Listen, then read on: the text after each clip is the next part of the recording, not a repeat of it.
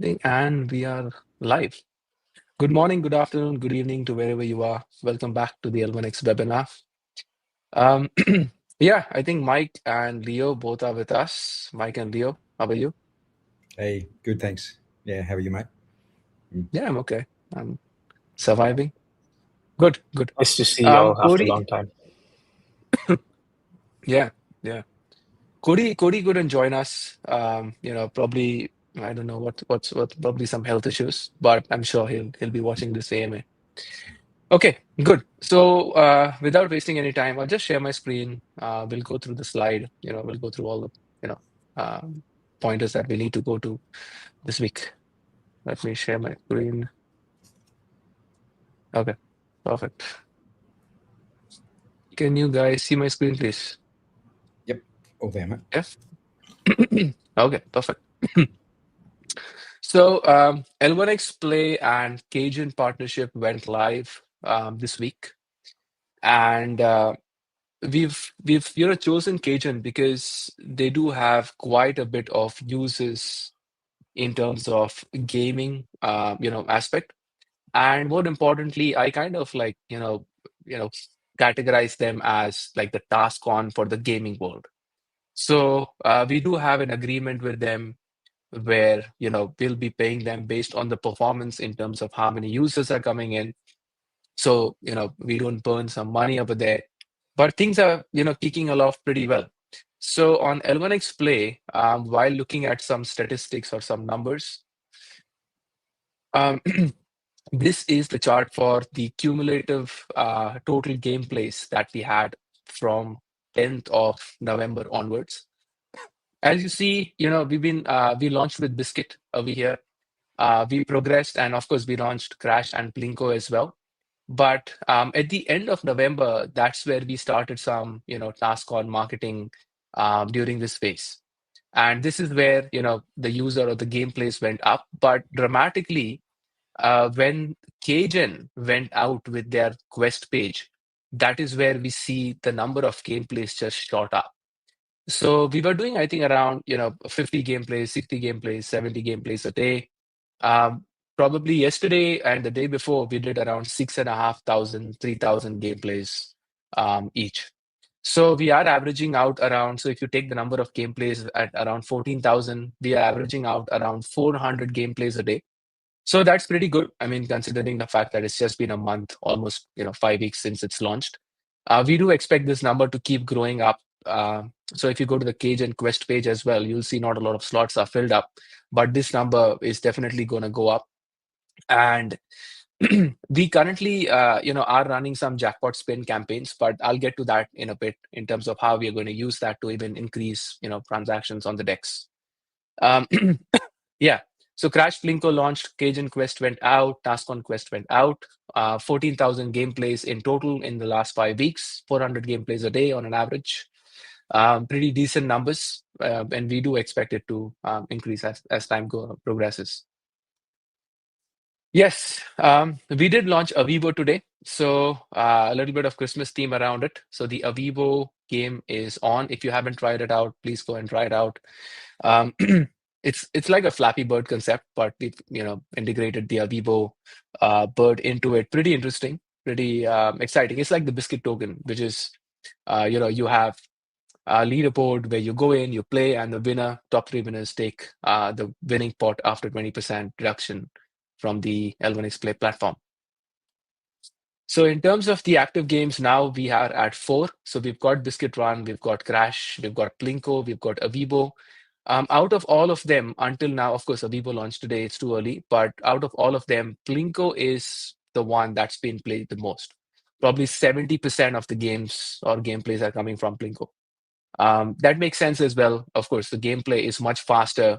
You finish the game in less than 10 seconds each game, and you can roll multiple balls as well in those 10 seconds. I mean, quite a bit of players are actually winning more than 30, I mean, winning 33x as well. So if you have not tried the game, we highly recommend you try it out as well. It's built on probably fair algorithm. It's completely randomized. You can go and check the algorithm out as well. Similarly for Crash, it's built on the probably fair algorithm, which is also what all the other guys follow, stake.com and all these other guys are following the same thing. In the upcoming game section, we've got the X-Talk Dash, or the X-Talk, as we call it, the go-karting game. We're pretty excited for this. We'll see in the roadmap when this is getting launched. It's not this month, it's in the coming month. So we'll definitely have a look when this is coming out. L1X Play is also mobile compatible. When we did launch it on 10th of November, 7th to 10th of November, we did have a few technical issues that were found. But thanks to the community, we resolved those issues, and L1X Play is now mobile compatible. So if you have your phone, you can go in, deposit money, and start playing the game. One of the exciting feature that we launched recently, and after which we did see quite a bit of gameplays and users, on board onto the L1X Play. So we've got more users on L1X Play right now than we have on the DEX. I think one of the reason also was the jackpot spin. So it's very simple. The way it works is you just go in and connect your wallet, you spin the wheel once, you exhaust your chance. You have to play a game every single day to get one spin a day per account or per wallet. So you can win up to $100 a day, depending on your luck. But if you haven't, you just need to go and connect your wallet and just spin the wheel. It's that simple, right? Definitely give it a try. Okay, I think this is one of the important pages I wanted to go through today. If there was something that I wanted you to take home, from this webinar, was the step ahead with L1X Core. Now, one of the important thing that we did not focus upon in 2025 was demonstrating, the validation or the validity of whatever we are building in terms of commercialization. And if you remember in the last webinar, I also mentioned that L1X Play is being built with the concept to actually get it acquired by, a third party. Now, in terms of pushing the DEX and L1X Play, onboarding users, creating liquidity, volume, and that directly transferring into the release pool, we also have a plan B here. And the plan B over here, which I mentioned in the previous AMA, was patenting the technology and selling it to some entity that's interested in acquiring them.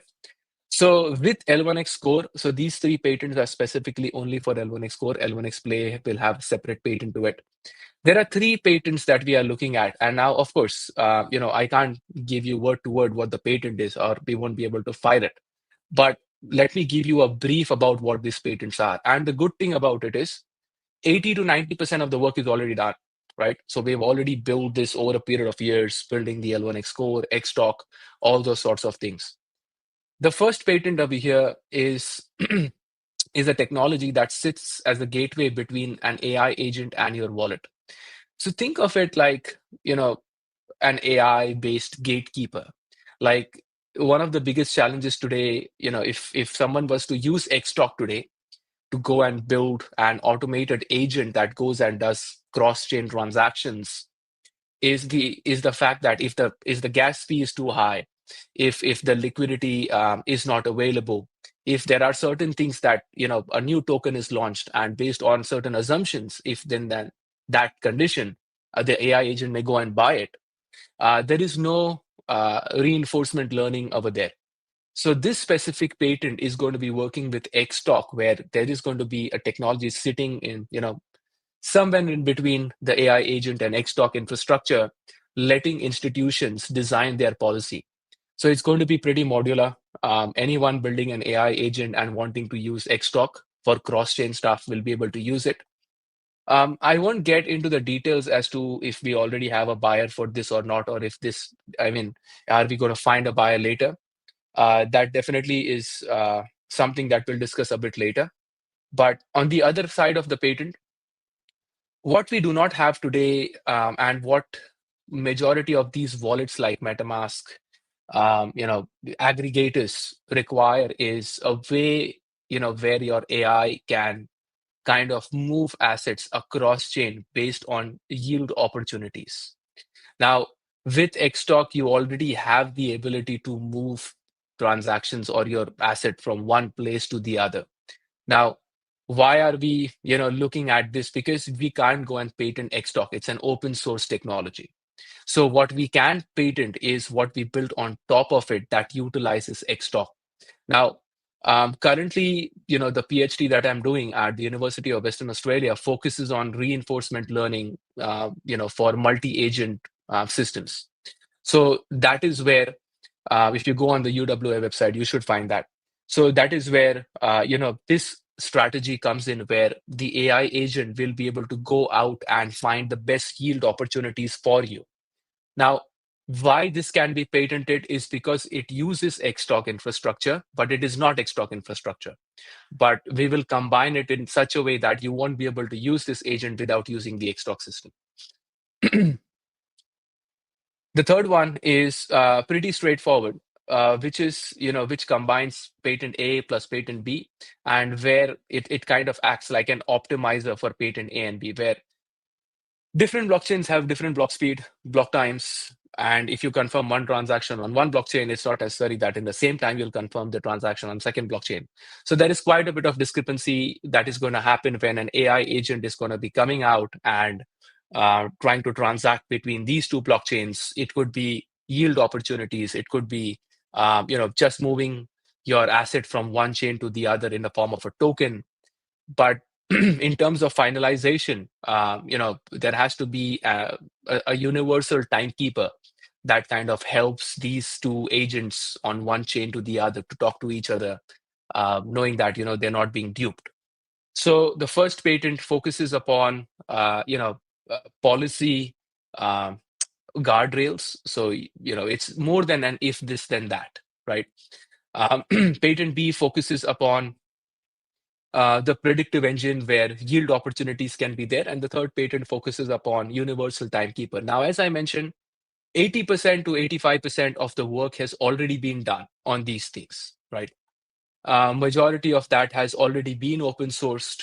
But why are we trying to build this patent is a plan B for us, where although we will go and focus on the liquidity and the volume, bringing in the users, in case we are slow at that, we will patent this and we will be able to sell this patent. Technology has always been our strong suite. Like we have always been able to manufacture some amazing piece of tech.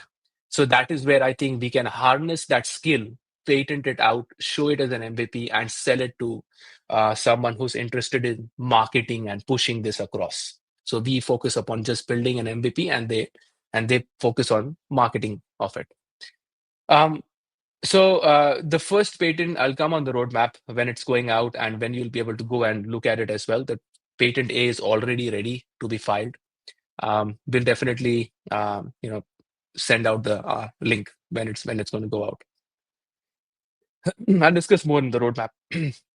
Quantum Dex highlights. So we've got 72 pools that are launched, around $2.7 million in liquidity locked, 400 tokens plus tokens in queue. Our team is consistently, speaking to people for the Quantum Dex side of things, and I mean, we are getting more projects, but I think more importantly, getting users on the Dex is going to be more important. And the swap out from WL1X we'll see in the roadmap as well.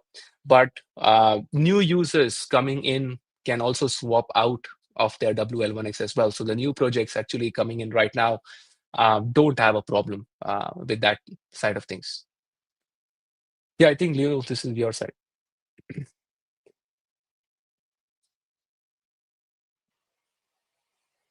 Okay, so recently we upgraded the core network infrastructure that supports validator nodes. Now, because the primary nodes didn't sync these updates fast enough, most of our user nodes they were unable to sync and cope up with the network, and that is the reason why they were halting and the users had to restart. Now, in the last few days, the community members have volunteered and supported us, and we were able to stabilize the network and fix these issues. Now, a few of the issues that were fixed are already mentioned in the slide. And if you go to the node repository as well, you should be able to see the release update. And few of them that were done were the node reliability was significantly improved with sync failures resolved. there was stronger peer-to-peer stability, and the network handling was done very well as well. Now, a few of the users had even reported they face like their nodes used to get stuck or halt because of the Ethereum transaction hash verification. So that has been resolved as well. So whatever feedback we have received in last 6 to 7 days from the users, we have tried to nail most of them. If there's anything else coming up, please post it in the node channel, and we have our devs that are monitoring the channel as well. Thank you. And with the rewards, they'll be out soon. We were unable to find the top 50 nodes because of these ongoing issues, but we are working towards it, and we will be releasing the rewards soon. That's all from mine, Kevin. Thank you. Yeah, thanks for that. Okay, moving on to the roadmap. We did launch Jackpot Spin on the 1st of December. Blinko went out on 10th. We had the Avivo, Bird, the game go out today. There is another game going out on the 30th of December. The team is continuously working. So 30th of December, we'll have Mines. We've seen that the casino style games are doing, quite a bit of gameplays compared to the skill-based games.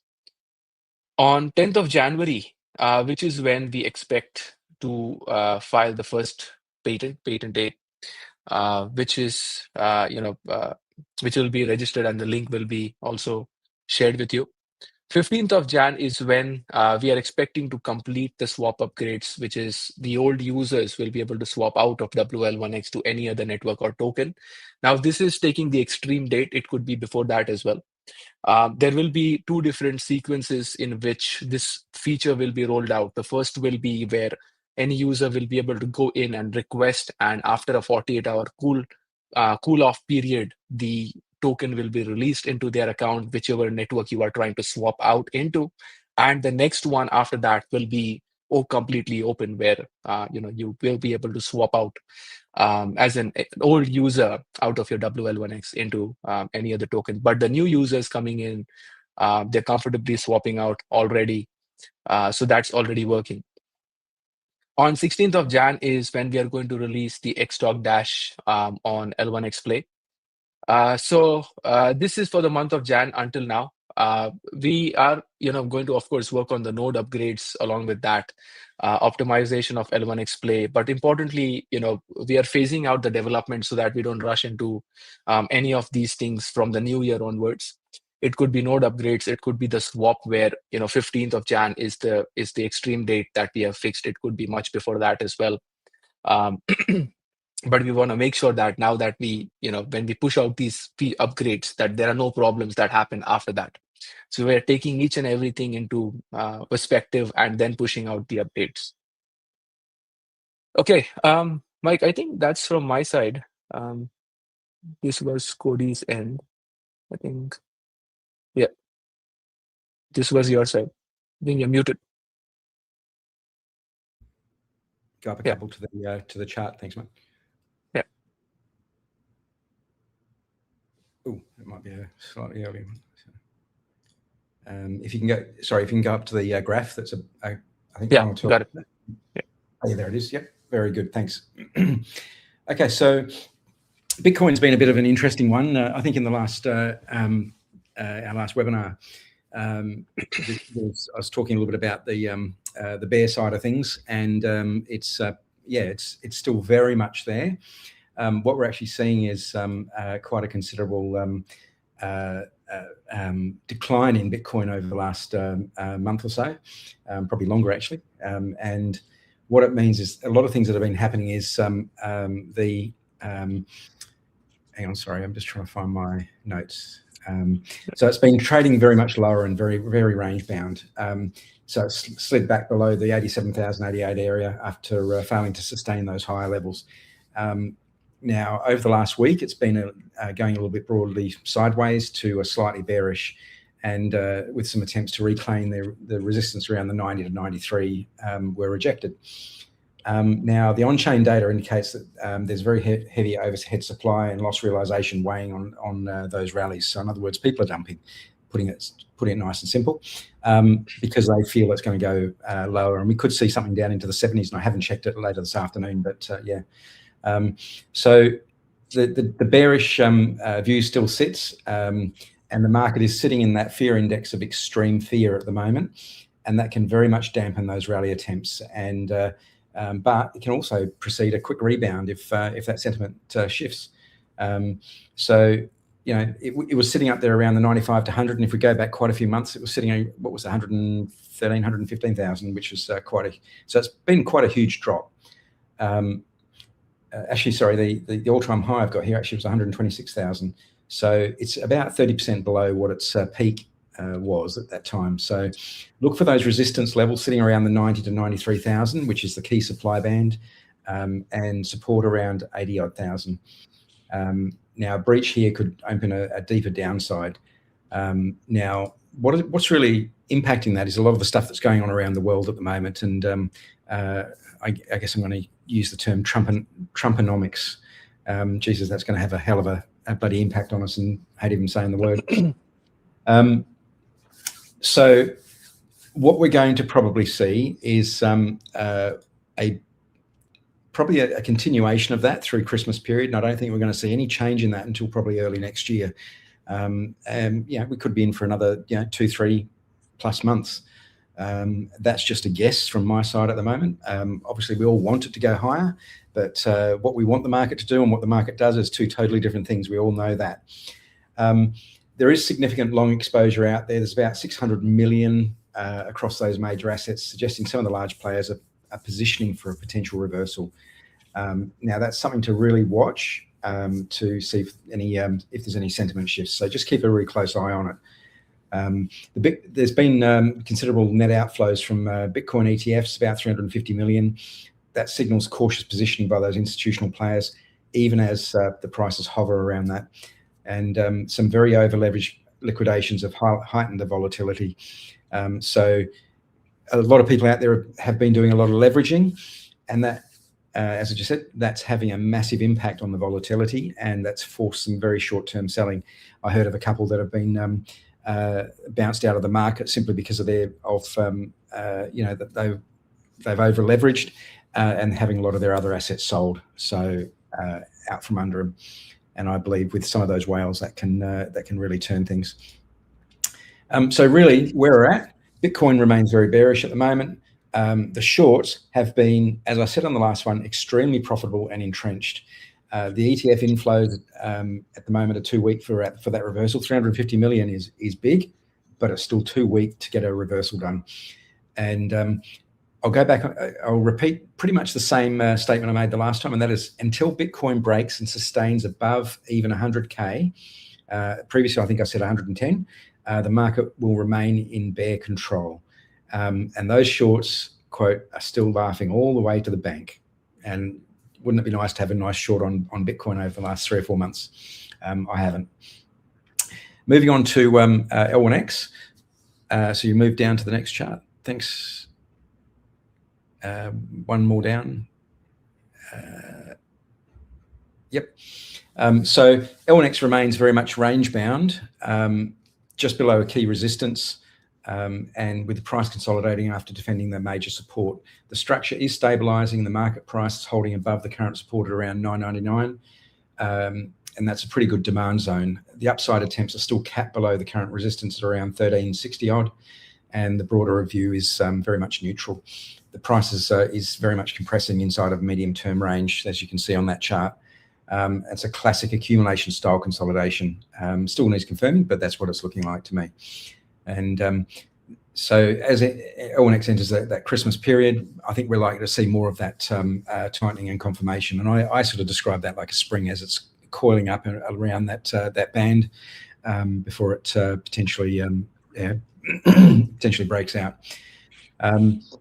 There is a key resistance level currently sitting around 1363 with a major resistance about 1507.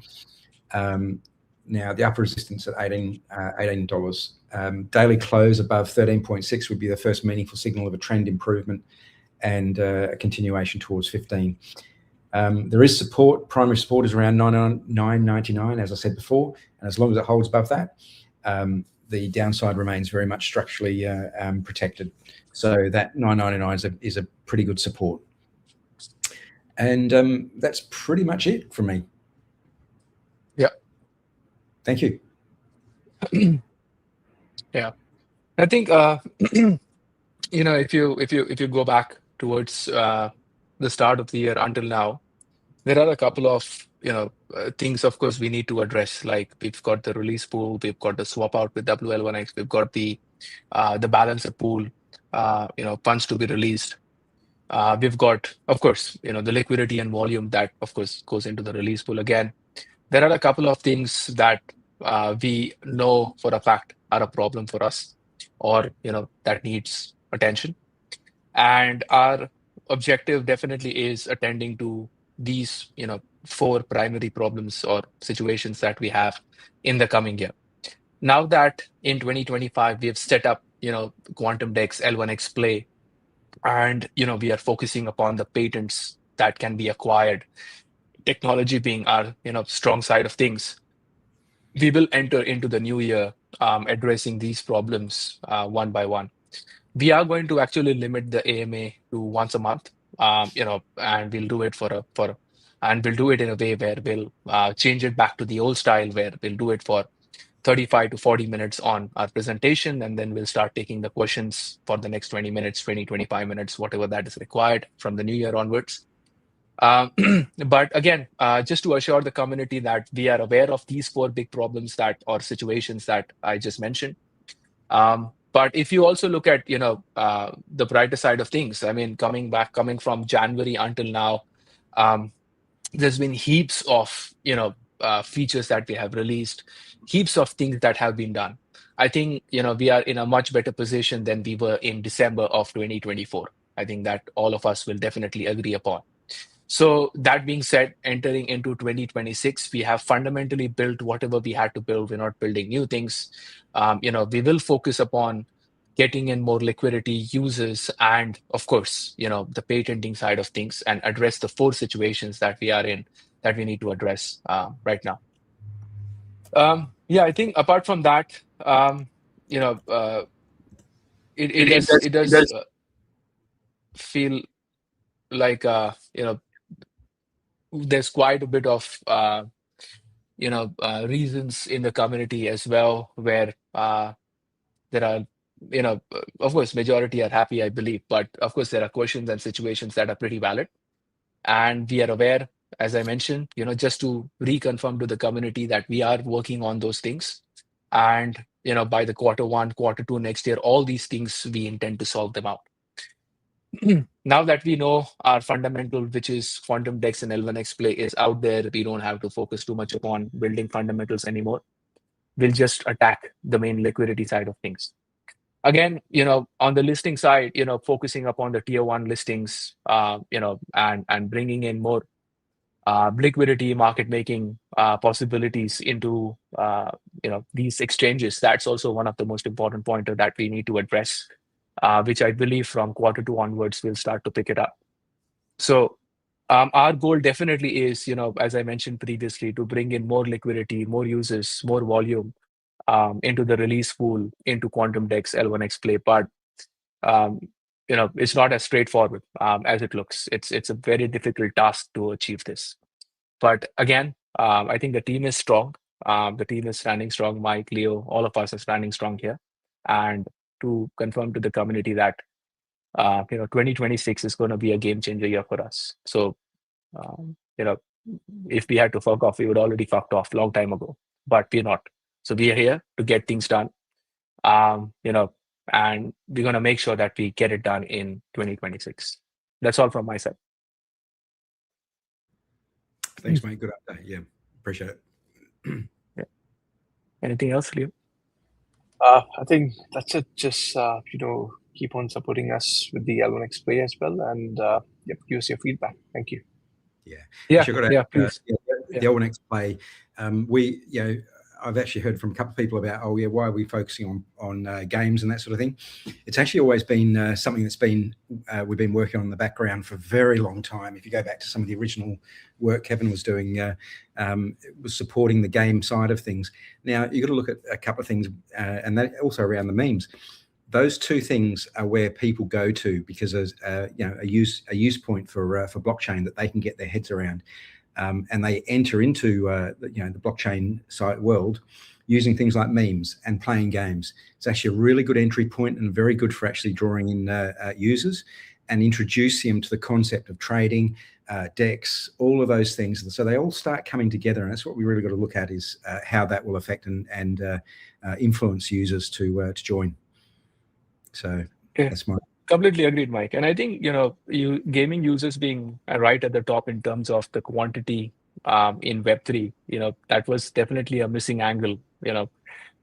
Where the cost benefit all pointed us in the direction, let's build the L1X play. But again, the focus is on the user base. The focus is on transactions and volume. I wouldn't say that let's focus only on the DEX and try to bring that in, because we are limiting ourselves. So these two platforms like the DEX and L1X play, gives us more flexibility in terms of bringing in the users for liquidity and volume. Yep. But again, after all, if you look at it, the gaming industry is bigger than the entire globally is bigger than the entire music industry globally. So what's that say? Yeah. And I think those who get it. I mean, the reasons behind the strategies, and again, we wouldn't pick up another product unless we were actually sure it's going to bring in result, because there's more sleepless night for us. As the community has put in trust before 2023, 2024, all we can say is that have that same level of trust into us, and we will make sure that 2026 will be a game changer year for us. If you look back in 2024 December and 2025 December, we are in a much better place than 2024. And we hope 2026 December is going to be 10x better than where we are today. So that's all I would say. Let's work together and let's get this done in the next year. Good. Okay. I think that's all from my side. Short and simple, but in the next AMAs onwards, we'll start taking in questions as well. We'll move back to our old style on it. All right. Thanks, guys, for joining in. Thank you for your support, and we really appreciate all your contributions towards the protocol. So thanks to the community for all of that. Thank you. Thanks, man.